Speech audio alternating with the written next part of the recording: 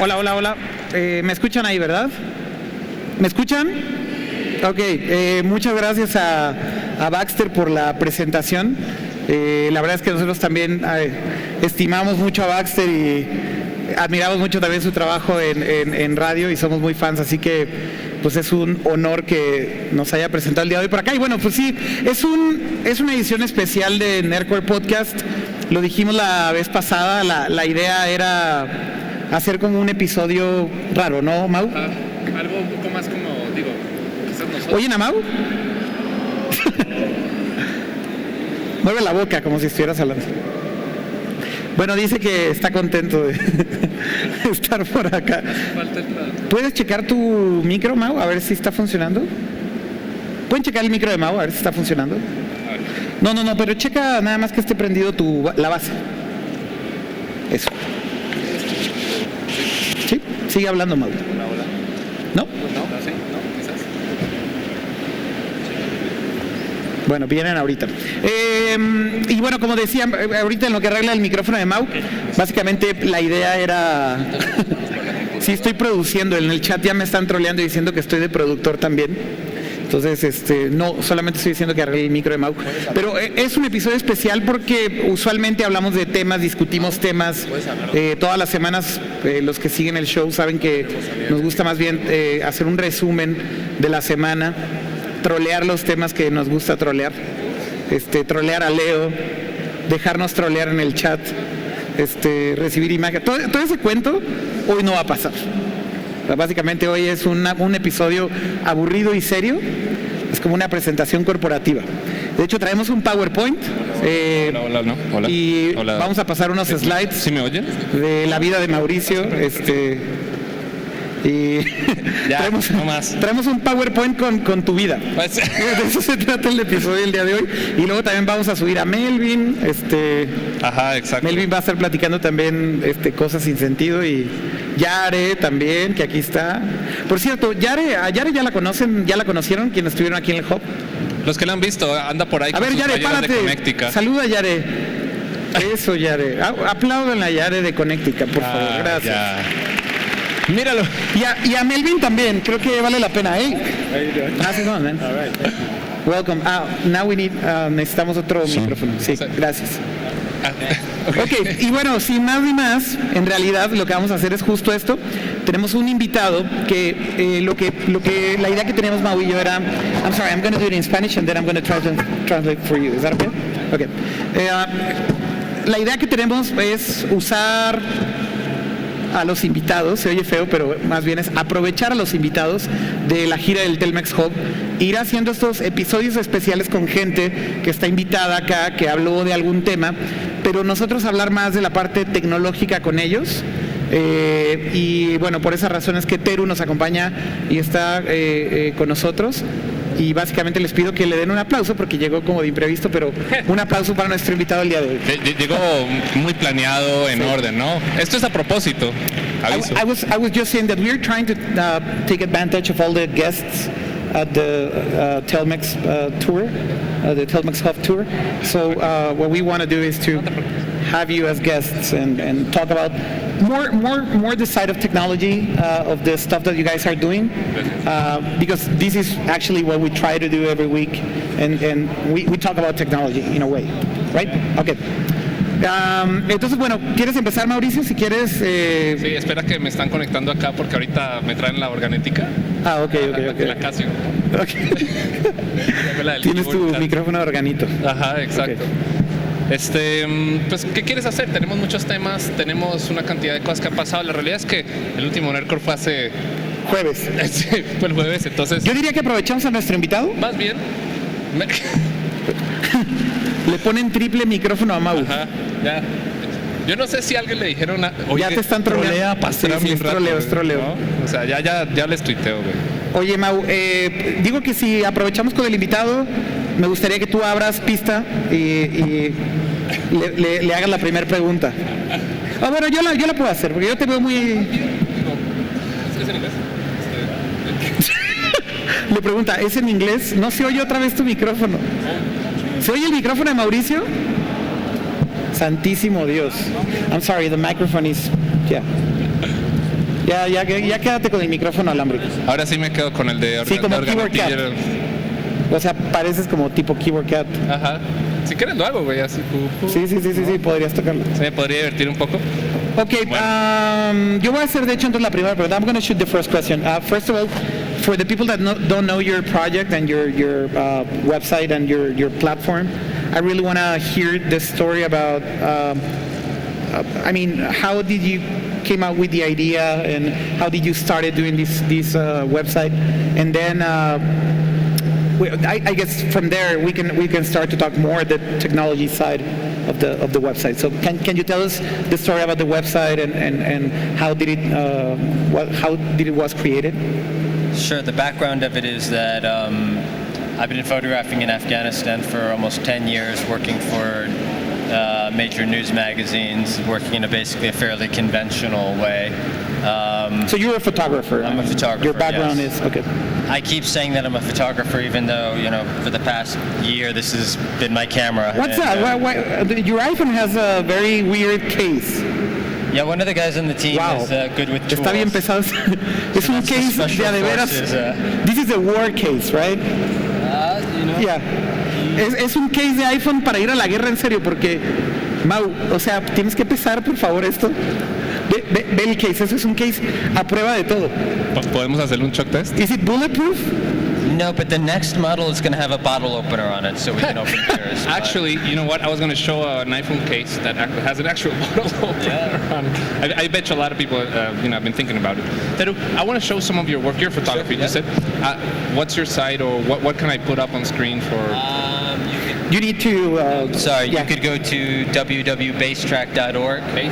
Basetrack, BASETRACK.org. If you can hold the mic as close as you can, or talk to the mic because they can. Yeah, that's better. Okay, sorry. It's okay. So tell me the story about you're a photographer, but you started this website. So what's the story behind it?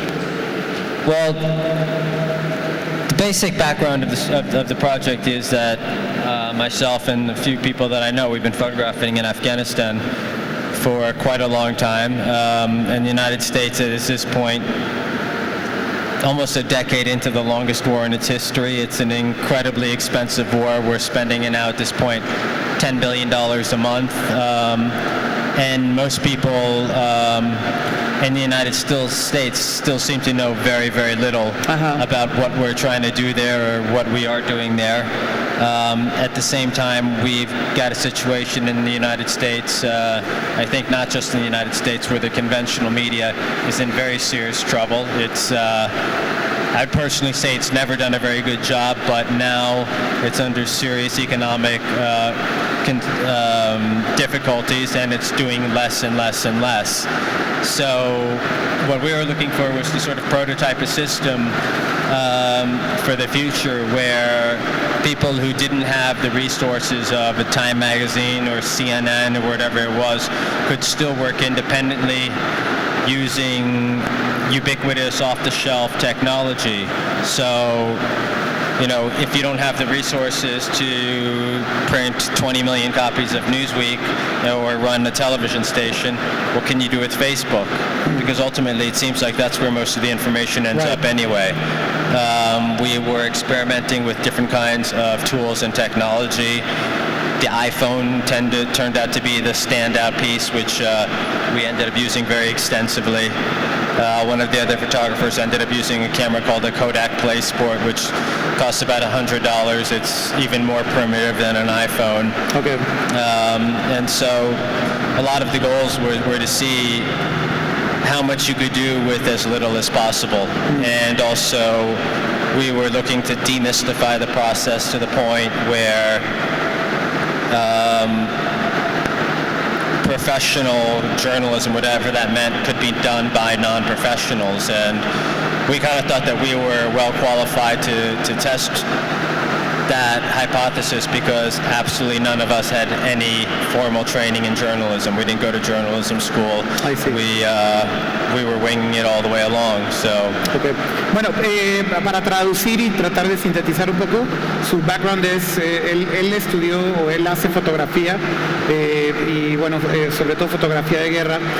Él se fue a Afganistán justamente. Ahí me llaman por teléfono. I can't answer the phone right now. I'm sorry. Bueno, él estudió fotografía y él dice que ya no le gusta decir ya que es fotógrafo, pero efectivamente su formación es esta. Y él tiene esta idea de crear el sitio que ahorita está aquí arriba, ¿no, Mau? No sé si puedes ponerlo de nuevo. Ahí está la pantalla. Es este, que es basetrack.org. Y bueno, la idea del sitio básicamente fue, él vio que había una necesidad de un hueco que cubrir, sobre todo porque los medios mainstream, los medios muy grandes que cubren este tipo de eventos, sobre todo las guerras, se olvidan de muchas de las cosas o se olvidan de muchas de las fuentes de todo lo que está pasando en estos conflictos, pero sobre todo él vio una oportunidad en el tema de la parte más personal de la guerra y encontrar este vínculo entre la gente que se queda en Estados Unidos, que son las familias de los soldados que van a combatir, y cómo tratar de conectar justamente a estas personas de alguna manera usando una plataforma tecnológica y herramientas muy convencionales. Él habla justamente de teléfonos, iPhones y gadgets que son sobre todo de un costo muy bajo, y darle la vuelta a todo lo que sucede con la cobertura de los medios grandes que tienen cámaras de $20,000 o hardware y equipo de producción muy sofisticado para cubrir esto, pero que muchas veces ya no se meten a donde realmente está la guerra, donde está pasando el conflicto. Generalmente los medios grandes cubren desde afuera, ¿no? Y algunos sí llegan a meterse, pero después de que inicia el conflicto muchas veces ya no tienes como este seguimiento ni sabes qué es lo que está pasando. Entonces lo que él vio justo era la oportunidad de ir con los soldados y usar esta tecnología sumamente barata y accesible para dar a conocer qué es lo que estaba pasando desde el primer, ¿cómo se dice? Desde la línea de batalla casi, ¿no? Desde la primera línea de batalla, ¿no? Básicamente creo que ese es como el concepto general. So basically you are in the front lines and you travel with the army, the Marines, yeah, to really cover all what's happening in real life. And what I mean in real life, it's because usually I was saying that the big news outlets out there don't usually go that into the conflict or into the coverage. They stay a little bit away from it, and you don't really know what's happening when these guys are fighting or when these guys are patrolling an area or a region. But the whole point here is that the platform that you built was actually to pinpoint the locations of where these guys were, right? Pinpoint roughly. I mean, one of the things we actually had to be careful was, because we're dealing with military locations, was to give a general sense of where they are, but we actually were quite careful not to pinpoint their locations. So we live in a world now where for a couple of $100 you can buy homemade drones, which you can program GPS coordinates into, and you could strap a hand grenade onto them and fly them over. So we had little quirks like that we had to deal with. So the correct term will be map down, or? I mean, we were geo-tracking a battalion of Marines. It wasn't the primary objective to show exactly where they were, but it was to give a sense of what they were doing. And the primary objective, though, was not really so much to report on what this specific battalion of Marines was doing through photographs of them, but to use those photographs of them to draw their families into this stream of information. And you'll see on the website that we've got a news feed that's sucking in news from a lot of different sources, and we engineered that news source so it would be a lot more diverse than the news sources that they were traditionally hearing from. So one of the big problems with the United States is that despite the fact that we've been engaged in this incredibly costly war for almost a decade now, according to some of the polls, something like 97% of the population isn't really paying attention and doesn't consider this a major concern. And my immediate instinct in hearing this was that I knew exactly who the 3% were. That's the families of the 1% of the U.S. population which serves in the military and has been deployed over and over and over again. The next question was, if we targeted them and built a very intense relationship with them, could we use their very intense interest in what was happening with those Marines to essentially arm them with a lot more information about the regional dynamics, not just what, their particular son or husband or daughter was doing in one tiny spot in Afghanistan, but to understand the broader dynamics of what was happening in Afghanistan, Pakistan, and with the U.S. government, and what this strategy actually was, or if it made sense, and that those family members could be a very powerful voice in terms of having this conversation that the rest of the country really needs to have about whether or not this is working, whether or not it's worth it, and what we're actually trying to accomplish. Ahí sí.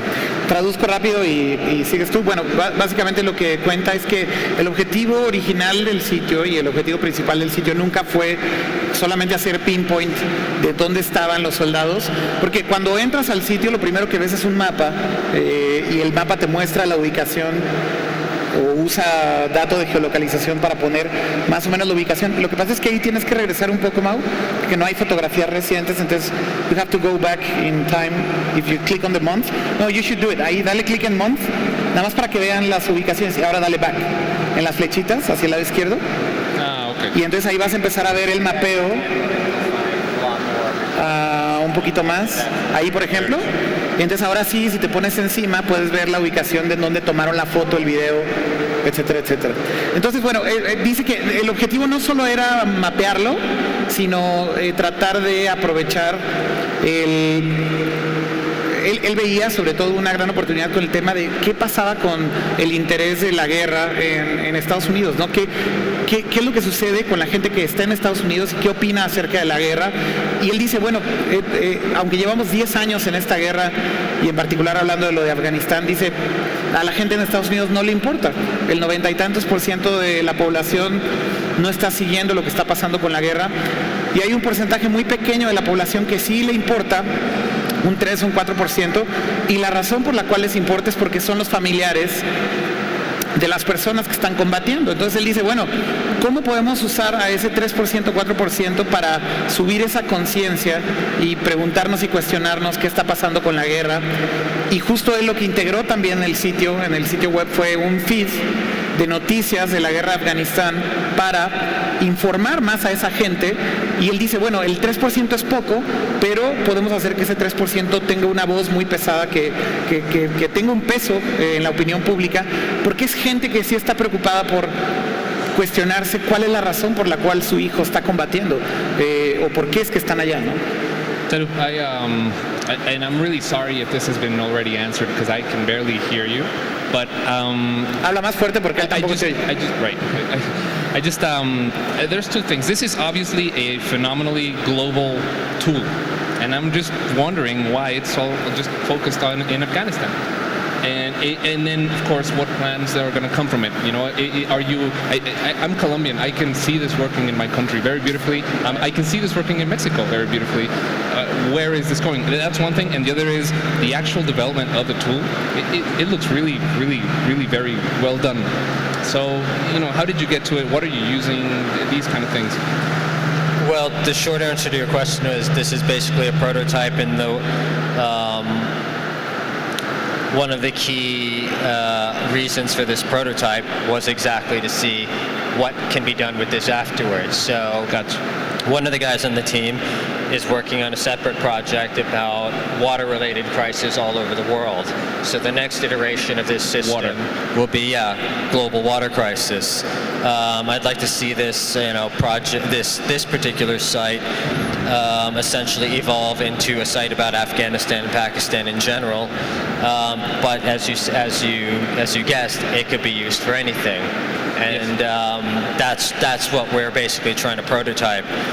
One of the reasons for using it in Afghanistan is, we're working in Afghanistan in a situation with extremely limited internet connectivity, extremely difficult logistics, we have people trying to kill us while we're using it. So right. the basic idea was. I can see that happening outside of Afghanistan. Yeah. But especially in Afghanistan. Right. But the bottom line is, we figured if we could make this work in southern Afghanistan, this could work anywhere. Gotcha. So it's built on WordPress. It still needs a ton of work. It doesn't look like it. No, to be honest, it looks really, really solid. And I've come across a fair bit amount of custom development for PHP and whatnot. It looks really complete. I'm glad it looks good. Right. I'd say it's kind of like a Rolls Royce, meaning that on the surface it looks awesome. Underneath, there's a lot of leaking oil, and it spends a lot of time in the shop. But considering that none of us had any idea what we were doing when we started out, yeah, I think it works pretty well. And right. And we're working very hard on a kind of a 2.0 version, which I hope will be much more functional and more sophisticated and have more applications that can be used more broadly. I mean, one of the things that really blows my mind, and when you told me the story about the brief story about the website when we were sitting out there, it's that you based the whole website on WordPress, which is a very famous publishing platform, or probably the most popular CMS right now. But you can never imagine all the things that you can do with WordPress, and a lot of people here are very familiar with having a blog or opening a blog on WordPress.com, and basically you're using the same tools that most of the people use every day to blog about their hobbies and things, and you're using again very basic technology like an iPhone. I mean, it's very, very popular now, and it's cheap in a way. So I guess that one of the core values of the project is that you're using technology that it's out there and that it's reachable for everyone, right? Right, absolutely. I mean, one of the basic core concepts was going into this was that the operational team is a group of people who had quite a lot of experience working for major media organizations with all the resources in the world, and we weren't very satisfied with what was coming out of it. And whether or not they choose to continue, whether or not they continue to devote as many resources as they do now, it's not good enough. And I believe very much that the future of moving beyond this point where we're at now is injecting non-traditional voices and non-traditional operators into this, bringing in people who don't have the resources to set up a CNN bureau.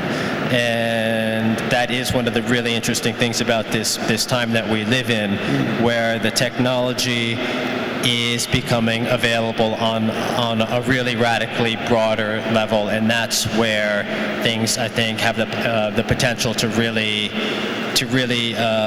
progress, because the barriers to entry are lower. Right. And so, yeah, if we can build what looks like a very sophisticated web system on WordPress, the most common blog format on earth, if we can do our photography and our video and our audio recordings with a mobile phone, that's a good model to prototype. And beyond that, having a small team that doesn't really have any formal structure, but works together like a team, and in fact works together, I would say, better than any mainstream media organization's bureau, where we're all working together. We all have individual interests, individual projects, but we're working together as a team to support each other in a broader goal. And that, I believe, that is, I hope that's our way forward. I have to have faith that is viable. Right. Bueno, le hacía la pregunta que si parte de la esencia del proyecto es que usaron tecnologías que están ahí afuera y disponibles para todo el mundo, y justo todo el sitio está basado en WordPress, y le decía, bueno, es una plataforma muy popular para todo el mundo, para todos los que blogueamos de alguna forma u otra, conocemos WordPress porque hemos tenido un blog, porque hosteamos algún blog. Y le decía, sí, eso es parte del proyecto, usar herramientas sumamente sencillas o populares como WordPress o un teléfono como un iPhone, Y dice que totalmente, que la idea siempre fue hacerlo de la manera más sencilla posible en términos de la tecnología que están usando, de los gadgets que están usando, digamos, de toda la infraestructura que están usando como tal, para mantenerlo justo lo más eficiente posible. Y él dice, bueno, el tiempo en el que vivimos, la tecnología tiene ese rol y se ha vuelto tan masivo y tan popular y es tal el poder de todas estas tecnologías que se han democratizado que lo que nosotros queremos demostrar es que lo puedes hacer justamente con muy poco, ¿no?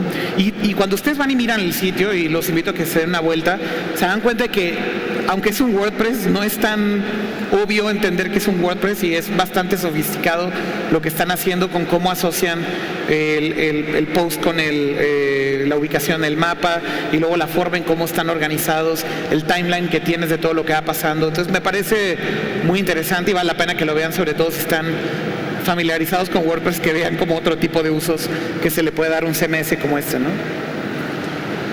Sí, de hecho. Además de estar troleando en el chat, ¿qué más está pasando? De hecho, estaba preguntando justo. Well, the thing is, there's always a chat, and basically the live chat is a total mess. So if he's paying a lot of attention to that. Technology is also that, you know. I mean, people trolling on the internet all day long. Esto es lo que está pasando. Me están diciendo, ¿cómo así? ¿Esto es como el blog del narco? ¿Cómo qué? ¿Que esto es como el blog del narco? ¿Están preguntando ahí? Well, there's a very famous blog in Mexico called Blog del Narco, which is, I don't know how to say it. A ver, define el blog del narco tú. It's a... No, Mau, no lo pongas. No lo abras, eso es gore. Well, you don't want to see it. I mean, this is really It is a very graphic WordPress blog. Written anonymously about everything that's going on with the drug war, drug traffic related in Mexico. Yeah. Sounds awesome. Especially in the northern part of Mexico. Yes. Right. But the weird thing is, the editor of the blog gets all the stuff. I mean, all the pictures, and I'm talking about crazy things like, I mean, people just lying dead on the streets, and throughout time it became more hardcore in a way. So now it's not just a journalism kind of approach, but now it's more graphic and more aggressive in a way, and now it's, every time you open it, you can see a head of someone, or I don't know, I mean, crazy thing like that. But what's your opinion about that? That's really interesting for me, and taking that analogy from what's going on with this blog in Mexico, what's your take on censorship, and as well as, how open do you think you should be with all these technologies and tools? Basically, you can publish whatever you want. And I mean, if you're in Afghanistan and, I don't know, one sniper soldier gets shot in the head and you have it on video, you can publish that. And I don't know, I mean, people... I don't know if it's too crazy or not, but people want to see that kind of shit as well, right? I have two questions, and again, sorry if you went over this. Who gets to post, and what are the censorship rules that you should abide by, or go by? I think it's related in a way, the question, right? I mean, what's your take on censorship? How do you guys treat the content, and how do you process the content, especially since you're in a war? Right. Yeah. When you're dealing with the U.S. military or with ISAF military partners like the Canadians or the British, there's fairly standard contracts. One of the most basic rules that they have alludes to the situation you just mentioned. A soldier, a Marine gets killed. The primary restriction is you're not supposed to release that image or that information before the military has had a chance to notify that soldier's parents, which to me is perfectly reasonable. Right. I'd much rather nobody's mother found out that their son got killed. But is that the only thing that they ask you before you publish it? Officially, that's one of the few things. I mean, there's also things like, you're not supposed to reveal information that would compromise operational security. Like, for example, they would not want you to publish photographs that show weak spot in the perimeter defenses of a base. Again, fair enough.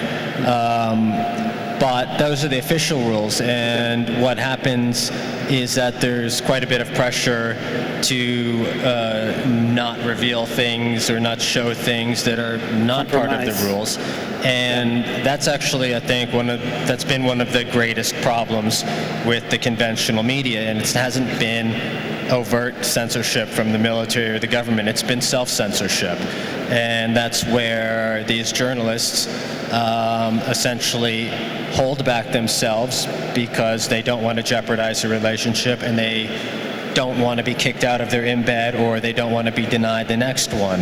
And I would say that's one where in the case of our project, we had a very different approach, one in which we ultimately were kicked out 6 months into a 7-month deployment because we effectively refused to self-censor.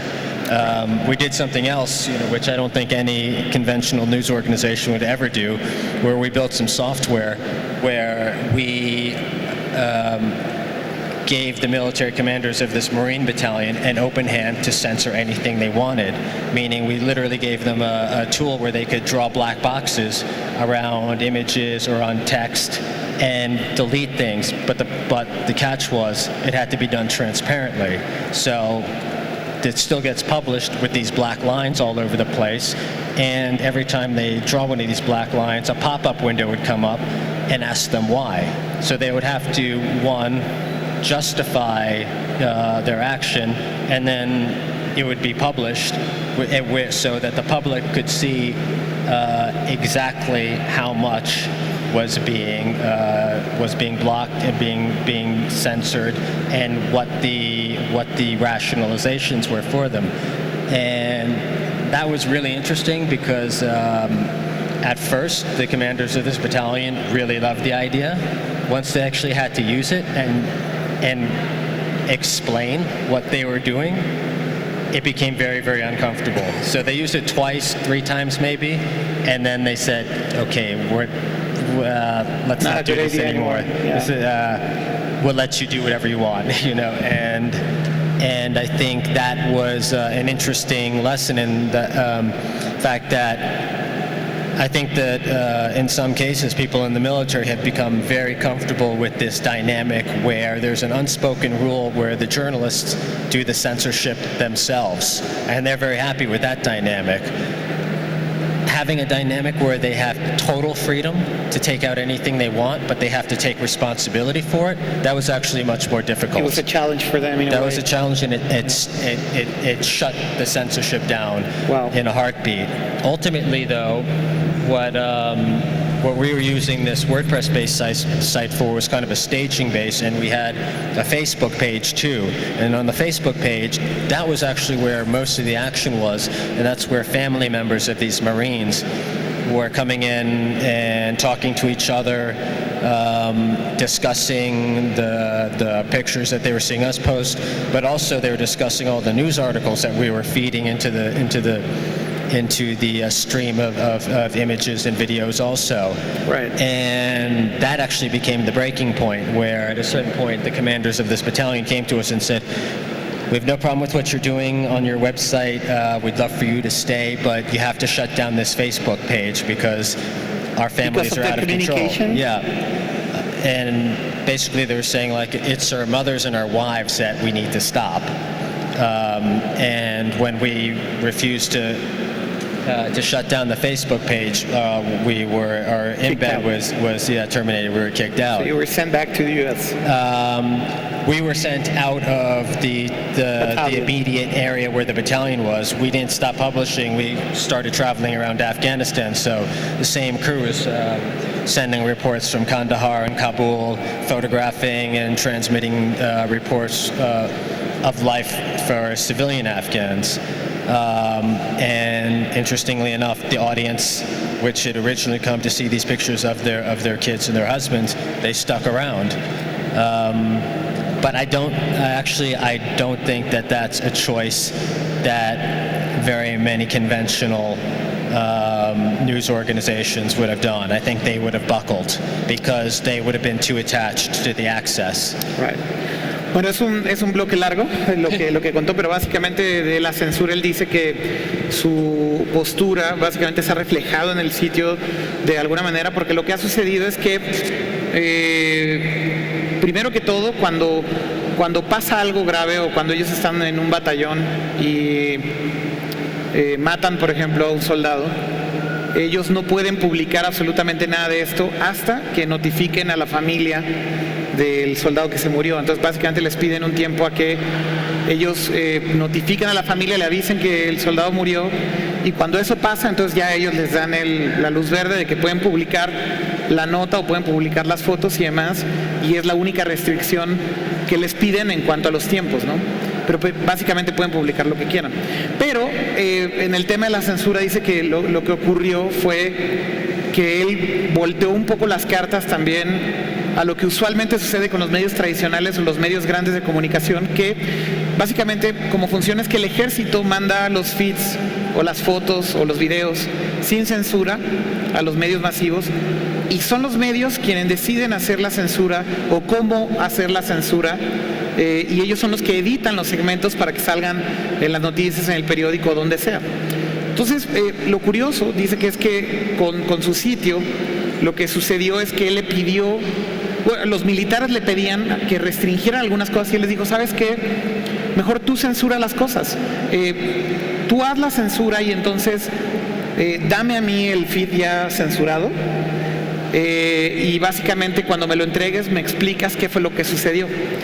Entonces lo que pasó, dice que en varias ocasiones, cuando les empezaron a entregar estos videos ya censurados por el ejército, los mismos militares se pusieron en una situación muy incómoda porque ya no sabían cómo explicar qué es lo que estaba pasando en lo que ellos habían censurado, porque te pone en una situación muy, muy difícil, muy incómoda. Si tú eres quien decide qué sale y qué no, y luego te toca a ti mismo explicar qué es lo que estás viendo en la pantalla para que entiendan ellos qué es lo que iban a publicar, se dieron cuenta que era mucho más complicado. Entonces dice, para el gobierno la posición siempre es más cómoda cuando entregan el video completo y dejan que CNN o quien sea haga la censura, ¿no, Mau? Y no en este caso al revés, que es tú haces la censura y me lo entregas, y entonces ya no tenemos ningún problema y yo publico lo que tú me digas. Y lo que terminó sucediendo es que el gobierno le dijo, ¿sabes qué? Es muy complicado hacer esto, mejor vamos a seguirlo haciendo como lo hacíamos. Y básicamente le dijeron, te entrego todo sin censura y publica lo que quieras. Y de nuevo, lo único que le piden es el tema del tiempo. No puede publicar algo que sea, sobre todo cuando muere alguien, no puede publicarlo antes de que le notifiquen a la familia que murió esa persona, ¿no? Sí, de hecho, me estoy dando una pasada todavía. La cantidad de material que hay en el sitio, o sea, es absurda. How many photos and videos do you have right now on the website? On the website, I don't know. I know we also have a Flickr page where there's literally thousands of pictures. Thousands. Yeah. I don't know how many. There's audio interviews. There's video clips. I honestly, I couldn't even guess how many pieces there are there. So tens of thousands. I'm just randomly clicking here, and I found that you actually have a download our system link. Yes, so you can actually set up your own bass track. Yes, you can download Can you that system. get close to your microphone again? Sorry, if you can download the system. I have zero expertise in the question is, development. Right, but can I reinstall the whole thing? You can, yeah. I mean, there's certain aspects of it which are specific to this site. So, like maybe the news feed, which draws out articles about Afghanistan. Right, of course. It'll pull Afghanistan news. Yeah, you'd have to rebuild that with your own feed or whatever. Feed, but the basic structure is there for you to use. And actually, I would love it if you would give it a shot and let me know how well it works. I'll start something, whatever, ski track, and it'll be something entirely different about. Yeah, this is what I'm very curious to see is like how many applications it could be used for and how different they could be, because it certainly doesn't have to be used for war reporting from Afghanistan. Right. Still, as I just said, I'd really love to see this for general global reporting. You're doing something which I always thought was missing as far as news on the internet, and it is actually having a timeline. of stuff. You go to Google News and you see what's there now, but you can't scroll back, you know? And you have this functionality here, right there. So it just calls, you know, for my attention. I really like the way it's done. Cool, thank you. I'll try and see if I can. I just downloaded it. I'll see if I can set it up and do something which will be, you know, probably more vain or probably excellent, less world, you know, shattering. Right. We're working on another version, which I hope is going to be more complete, more sophisticated, and maybe one that functions more like a WordPress theme, where you could just download it, install it wholesale, and have to do a lot less, development of your own. This one, I think, is going to require some expertise with WordPress, right. But we're hoping to make it even simpler than that. But if you have some development skills, then hopefully you should be able to work with this. Right. It doesn't look to be that challenging. It's just a theme. You probably, run it under any WordPress install and you go. Oye, nada más olvidé decir una cosa. Hay un tuit de @Dan_Alonso que dice que estoy inventando la traducción, pero es que la estoy sintetizando mucho. I'm trying to explain as short as possible what you say, but there's a tweet that is saying that I'm inventing stuff because I'm not saying all the stuff that you mentioned before. But una de las cosas que olvidé decir es que justo esta parte de cómo hicieron el tema de la censura para darle la oportunidad al gobierno a que censure, lo hicieron con una herramienta. Es una herramienta que hicieron ellos, pero nada más es para aclarar que cuando justamente ellos le dijeron al gobierno que hazlo tú, ellos les dieron la herramienta al gobierno para que lo hicieran, y fue donde el gobierno dijo, prefiero que siga siendo de la manera tradicional. De eso es de lo que hablaba el tweet, me imagino. Also, the other thing I should mention is that everything that we've created on the site, these thousands of photographs, these videos, these audio interviews, everything is licensed to be freely used for non-commercial purposes. Are you using like Creative Commons? Creative Commons, okay. Yeah. So non-commercial attribution, no derivatives. But basically, bloggers, are welcome to use this stuff. I'd love to see what happens if people download the photos and the videos and the audio recordings and start making multimedia pieces. Right. I'm curious to see what else it could be used for. But we're very much hoping that this is just the beginning of what can be done with this material, and that we are just sort of initiating the project, and that other people will take it much farther. Bueno, hablábamos hace ratito del tema de la cantidad de fotos y videos, y decía Teru que son miles de fotos y videos los que hay ahí ya en el sitio, y también en la cuenta de Flickr. Decía que ya perdió la cuenta, pero que hay muchísimos. Y justo ahorita decía que todo el material que tienen tiene licencia Creative Commons para que la puedan usar el material solamente dando atribución, mientras cuando no sea para un fin comercial, pueden utilizarlo para rebloguearlo, hablar de esto, republicarlo, hacer algún mashup o crear alguna especie de video o montaje con el material que ellos tienen, y se puede utilizar libremente, ¿no? Siempre y cuando no sea para fin comercial. I have a question. I can just assume that the military has at least some social network, maybe in a private social network. What else is out there? I mean, this is really good, and I can just assume that at least maybe Twitter or a popular hashtag, or I just want to know what else is there that you're not. I know in recent years the military has actually tried to move into the social media space, and they've actually set up some social networks. The idea being that they wanted to create these sort of back channels where different operators in this space that they call complex emergency would communicate, and that means military, NGOs, all the people that you would find on the ground in a situation like Afghanistan, or in a crisis situation like earthquake in Haiti, something like that. They recognize the need for a lot more cooperation between these groups. What they call unity of effort is the term that they use. What's interesting, I was recently been contacted. This is funny because after being kicked out of Afghanistan by the Marines, we were contacted by the U.S. Army saying, we love this thing, and we've been trying to do something like it, but ours is way too complicated and no one will ever use it, and yours is really simple and seems to make sense. So could you come and show us how to use it? So once I leave here, I go to an Army base in California to. Once you leave here? Yeah. Okay.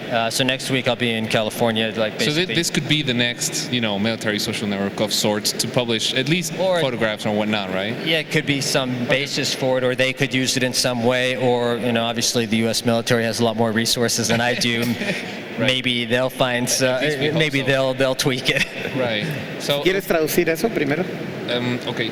Entonces, básicamente le pregunto a Teru que si existe alguna otra herramienta similar o de uso, ¿no? O sea, siendo que son las fuerzas militares estadounidenses, ¿tú creerías que ya hay algún sitio que esté haciendo esto? Y lo que me dice básicamente es, no tanto, sí, sobre decir que las fuerzas militares es gente con muchos recursos, pero que no disponen como de, no necesariamente el conocimiento, sino que están tratando de hacer unos acercamientos muy grandes a lo que es una red social para este tipo de uso. Entonces, justo me dice que sale de acá a presentarlo. Did you say U.S. Army? Okay, sorry. U.S. Army. A presentarlo a las Fuerzas Armadas en Estados Unidos, donde entonces pues técnicamente yo le digo pues que en potencia esto viene a ser la próxima red social de fotos para este uso, ¿no? O sea, sí estaría bien entretenido ver que le cachen a este tipo de proyectos y que de repente tenemos ahora una super plataforma, no sé, o sea, llama la atención que estas herramientas ya existen y así como en Flickr y demás, pero pues acá lo tienes bien sintetizado y eso es lo que le gusta a las fuerzas militares. Tagueado, organizado. Exacto, tagueado. Now, okay, and you said that there were very tough logistics to deal with in Afghanistan. I like your phone case, and what do you use? I mean, do you run around with 3G, or do you sync? 3G card. Do you sync when you get back to base, or?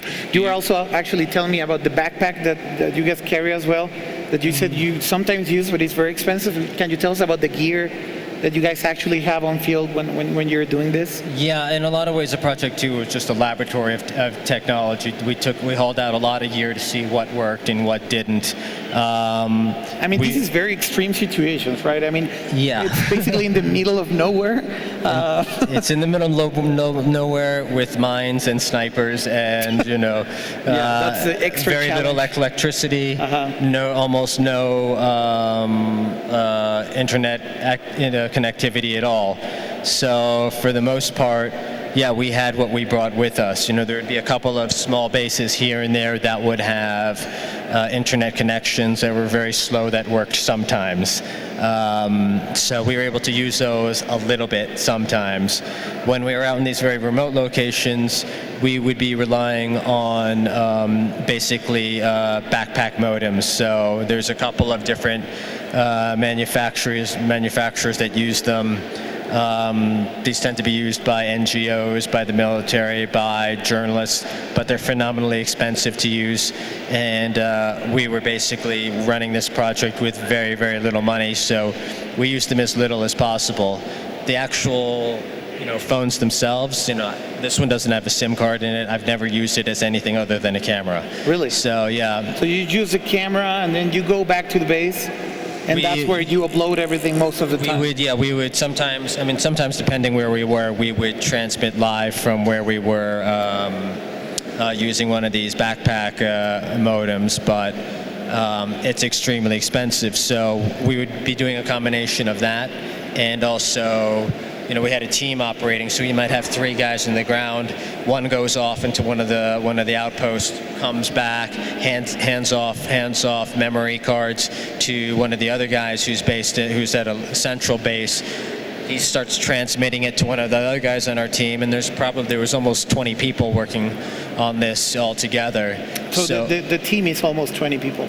The team became almost 20 people, yeah. In Afghanistan? No, there was probably 5 of us on the ground in Afghanistan. 5 over there? Yeah, and 15 back in the U.S.? Yeah, another 10 or 15 back in the United States. And we had a team in Budapest. So they would be doing stuff like post-production. We'd have one person, say, transmitting from Afghanistan out to where it could be accessed by our guys in the in the United States or in Budapest, they'd upload from there. Sometimes, like, we'd be taking hard drives out because we'd have people rotating in and out of the country. We were doing anything that we could. So. All right. Bueno, básicamente ahorita Mauricio le preguntaba del equipo que están usando o que usan justamente cuando están ahí. ¿Pueden mostrar ahora sí el case? Can you show us again the case? Pero ¿a dónde lo quieres mostrar? Es que luego no sé si lo pueden ver, pero esta madre es sólida. Por eso le dije que si era bulletproof, pero sí, dice que no. No, la realidad es que yo creo que si no, le aviento esto y nos quedamos sin Melvin. Yo creo que pesa 3 veces más el case que el iPhone. The first one was actually just carved out of steel. This we've got a few of these now that are CNC'd, you know, that machined. Wow. The primary reason that we wanted these was because the iPhone has actually really good camera, shoots high def video. One problem is that it doesn't have any tripod mounts, anything like that. So one of the primary things that this has is these sockets. So you can just mount it, right? You can mount it on a tripod, mount it on a stabilizing system. You could attach it. Do you guys use gloves? I mean, do they come in the way or? Yeah, I mean, we tend to wear gloves because, you know, a lot of times you're climbing on like rough surfaces. I thought it was, you know, it's not password protected. This one, no, okay. Probably not. Is that right? You know, fingers cut off so we can swipe. But also, you know, we were looking for things like where we could mount them on helmets, mount them on our body armor. Right. You cannot take this off easily. It's bolted on, right? It's bolted on, yes. So you need a hex key. Yeah. It's not that hard to take off. But, right. Y por eso no le he podido poner un SIM tampoco. You never use a SIM because of that as well. Yeah. Bueno, Right. básicamente hablaba de los teléfonos que llevan y demás, pero contaba que usualmente no están conectados a ninguna red de datos, aunque traen unos backpacks que son módems portátiles. Y estos módems de repente los usan, pero dice que es extremadamente caro usarlos cuando están en medio de la nada, básicamente. Entonces decía, bueno, son condiciones muy extremas en donde no hay mucha electricidad, en donde estamos en medio de la nada, donde pues efectivamente tienes que estar cuidándote de snipers y milicia de los países en donde están o de la región en donde están, y que las mochilas estas las usan muy de vez en cuando para subir contenidos desde el lugar en donde están, pero usualmente regresan a la base y es desde donde suben todo con la conexión a internet, digamos, desde la base como tal. Y hablaba del equipo, que son 5 personas las que están en Afganistán, 15 personas o más o menos entre 10 y 15 personas en Estados Unidos y en Budapest también, que es donde tienen otra oficina, que hacen postproducción, donde suben estos contenidos, los procesan y demás. Así que básicamente hablaron un poquito de cómo es ese tema del equipo, pero sobre todo de los teléfonos. Y el teléfono, como decía Mau, pues tiene un case, pero hacía mención de que nunca le ha puesto un SIM al iPhone, entonces nunca ha tenido una red de datos el teléfono y usualmente solo regresa a la base para usarlo vía Wi-Fi o bajar las fotos, y dice casi lo uso solo como cámara. I have one last question. What apps do you use other than the hardware? What do you actually use to? I mean, I don't imagine you using Instagram. You know, no, but Hipstamatic. Okay. Oh, really? Yeah. Hipstamatic? Wow. Hipstamatic was like pretty much the. So your top 5 apps for war will be, I mean, Hipstamatic will be on the top 5? It's the top 1. I think it's the only app I have installed in this. Wow. So you use the effects sometimes and the settings on it, or basically? I use one lens and one film setting. It's the ones that are the most neutral. And usually the post-production we're doing is actually desaturating and trying to basically make the colors look less hyper and actually as normal as possible. Right. So. Okay. Bueno, le preguntaba a Mauricio de las apps que usa en el iPhone, y de hecho la primera que salió es Hipstamatic, que dice es la única que uso, y que usa un tipo de lente y un tipo de filtro, y básicamente es lo que más utiliza en el iPhone. Así que ahí tienen que también no solo los hipsters usan Hipstamatic. Porque todo el mundo tiene esa concepción de Instagram y todas estas apps. Están diciendo not que only sí, que hipsters, sí juega not only Angry Birds. hipsters on Tumblr use these apps. Systematic, Right. No, and I've seen Angry Birds, but I mean, we were working in an environment where people are tossing out RPGs and IEDs, and so yeah, like the flying birds wasn't that interesting, to be honest. Right. Bueno, creo que es momento de agradecerle a nuestro invitado. Llegamos ya al final porque nos quedan 5 minutos. Teníamos 1 hora aquí en el escenario. So we just ran out of time. Actually, they just let us know that we have 5 minutes or less now. So thank you so much for sharing all this stuff with us. And hopefully your platform and what you're doing inspires more people to change the way these kind of topics and these kind of events are communicated nowadays, and hopefully some people are motivated as well to do themselves and do this kind of stuff. So congratulations and thanks for being on the show. Thank you. Okay. Gracias. Bueno, solamente es agradecerle a nuestro invitado. Un aplauso, por favor, para nuestro invitado, si son tan amables. Espero que les haya parecido interesante la plática. Y bueno, Mau, se acabó el tiempo. Eso es. ¿Qué tal? Te banearon del chat por troll, ¿va? Sí, los Yare fans le dicen, oye, Yare, banealo. ¿Y te banearon a ti? Y ya, así es. Bueno, chicos, pues un placer estar por acá en Puebla. Muchas gracias a todos los que viven acá en Puebla que se dieron una vuelta para este Nerdcore especial. Ahí está el Ñancat.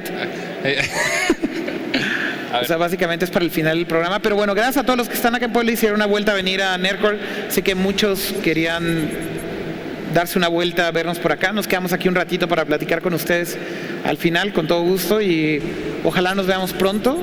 Agradecerle a toda la gente de Telmex Hub y de la gira por invitarnos por acá. A Yare, a Melvin y bueno, ahí está el video del Ñancat ahora en 3D, creo, algo así, no sé. Mau está feliz. Sí, no es más. Entonces, a Paola Suárez, que nos acompañó hasta Puebla. Ajá. Gracias a Melvin, y un aplauso a Melvin y a Yare, por favor, que están aquí en la producción el día de hoy. Y bueno, gracias a todos por venir. Los soldados del chat. Los soldados del chat y el stream. Los soldados del chat y el stream, y a todos los que estuvieron en el chat también viendo el stream, muchas gracias. Pues hasta el jueves.